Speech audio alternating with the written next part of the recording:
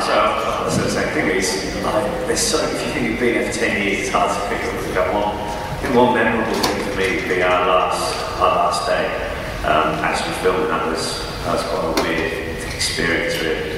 It was super stupid.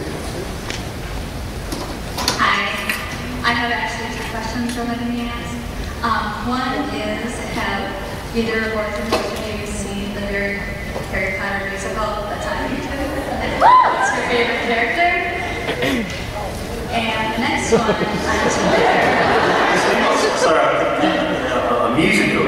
Harry Potter musical. It's on YouTube. Okay. Have you seen it? No. You can't see it yet. Right.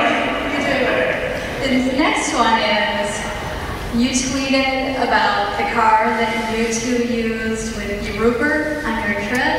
Yeah. And then it might be on eBay. Yeah. Do you know when it's going to maybe on eBay?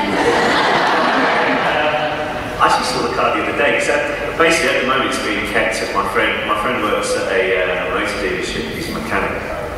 Sorry, for those of you who don't know, about a month or 2 ago, James and myself, my friend Stuart, Rupert, and his mate Matt, we went in 2 different cars and we went around Europe. There was a race from, you had to get to Lille and get to Barcelona, all through Switzerland and that. But the catch was you had to spend under £250 on the car. So it's a bit of an old banger and you have to jazz it up and everything. So it's about $300 on a car, and the car that these guys had was about 16 years old, and it could just about go up a hill, let alone into a different country.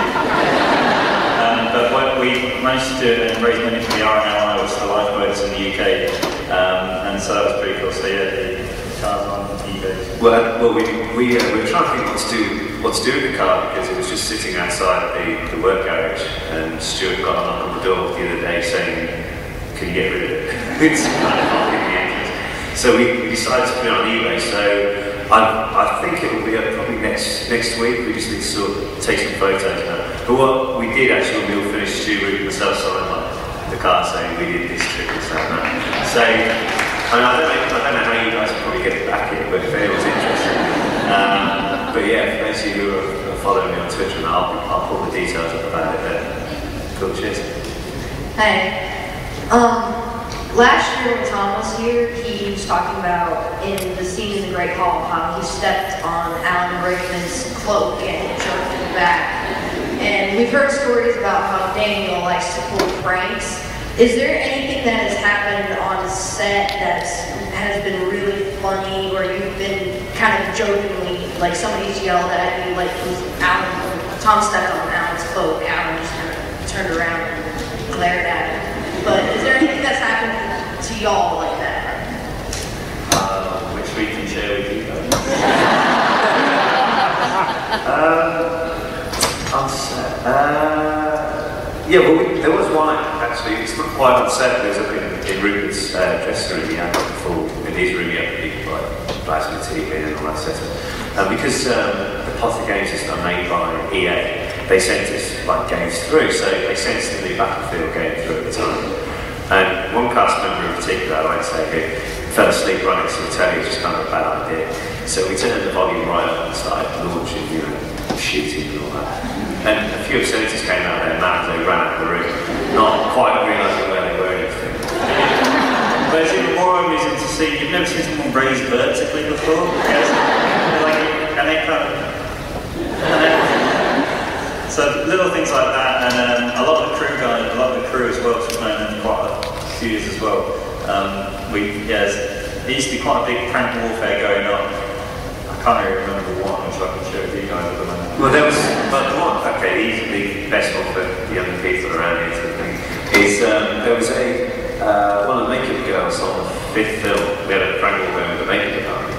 So we kind of, when we had a hiatus break, we realised that she went on holiday to a certain place in the UK. So we decided that to get her car details, like the registration plate or something like that, days when she was there, and we called her up pretending to be from the driving association in the UK, claiming that she had an unpaid fine and just reached over £1,000 to buy. They had to get in touch after that point. Recorded the whole conversation, we kept it going for a good 5 minutes or so. And we said, she said, well, I need to complain about this. I said, can you email back? said, okay, what's the email address? And we spelled out individually, like, my name, Oliver Phelps, @.bu.net. But she wrote it all down. I was like, okay. And I said, do you want to read that back to us? She goes, oh. So that's good. And we decided to also Bluetooth to the whole studio as well, which is quite like 1,000 people going on. She never came back actually for 6 months.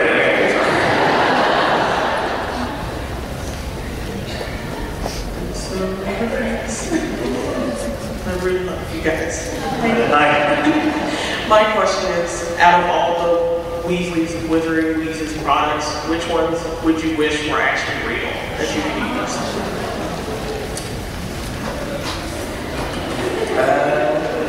I think just for pure comical value, just for a split second, would be the nose biting teacups. Just something like that. You can buy something you don't even like around to your house for efficacy. I just think if you get like a bag of Sky and snack boxes and just like leave them out for Halloween. Yeah, something like that. But don't poison people. No, it's not that. I mean, what would your favourite be? What was your favourite?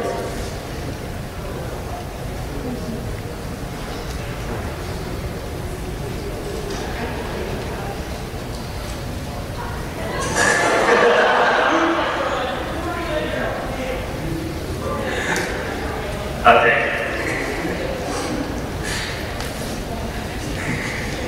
Hi. Hi. So I'm sure you've met a lot of really cool fans, but do you have any interesting fan experiences? I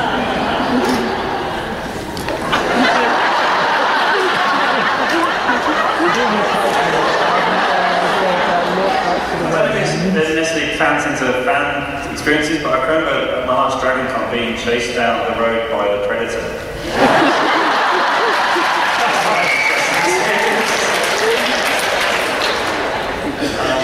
I think for me, James and I went to Glastonbury Festival a couple of years ago, and there was this guy. Glastonbury is like a big music festival in the UK, like the biggest there is.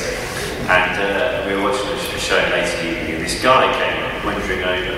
And at the time, we decided to do it in fancy dress, so we decided to wear dresses from the marketplace.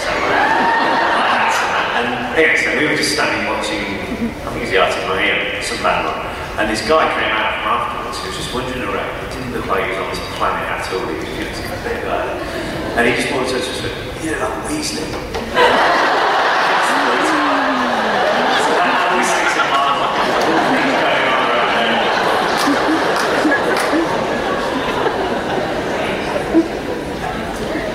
It sounded like you guys got together with Rupert for the drive, and you've spent so many years with all the people on set. Are there any that you try specifically to still do things with now, or try to call once a week or something like that to still keep in touch with?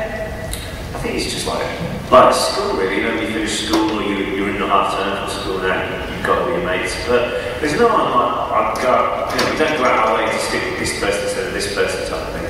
But it's mainly because like we all like really mind and James play golf a lot. Tom plays with us now as well. So when we were visiting World opening, actually on the morning before it all opened, Tom, Rube, Jason, myself went and played Bay Hill, which is like a dream true for us. But you know, like we all just hang around together really. Like the premiers, we all talk to each other. I think there's always a common ground with everyone there. That's the unique thing about being in the Harry Potter series, that everyone's got something they can talk to each other about. My question is, first, do you have any other siblings? No, we were enough like that. And that leads to my second question, which is the dynamic in the Weasley house. How much different was that from your home life?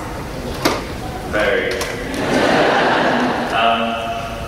What's really cool about when we all came to do that initial scene in, I guess the first time we were in the Weasley house was in the Chamber of Secrets, and it was such a fun experience anyway, because it was just that whole, Mark and Julie play Mr. and Mrs. Weasley, they're great anyway, and we just get that whole Yeah. In the latest film that comes out in November, there was those new characters who were added. There was Donald was added, and he plays Bill. And so that was cool, like having Donald around. You actually supposed to say team this week at soccer, so we went to an away game one evening. I'd only met him like twice before, but it didn't make you get a really family connection with people. So yeah, it's cool to be part of the main family of the whole series.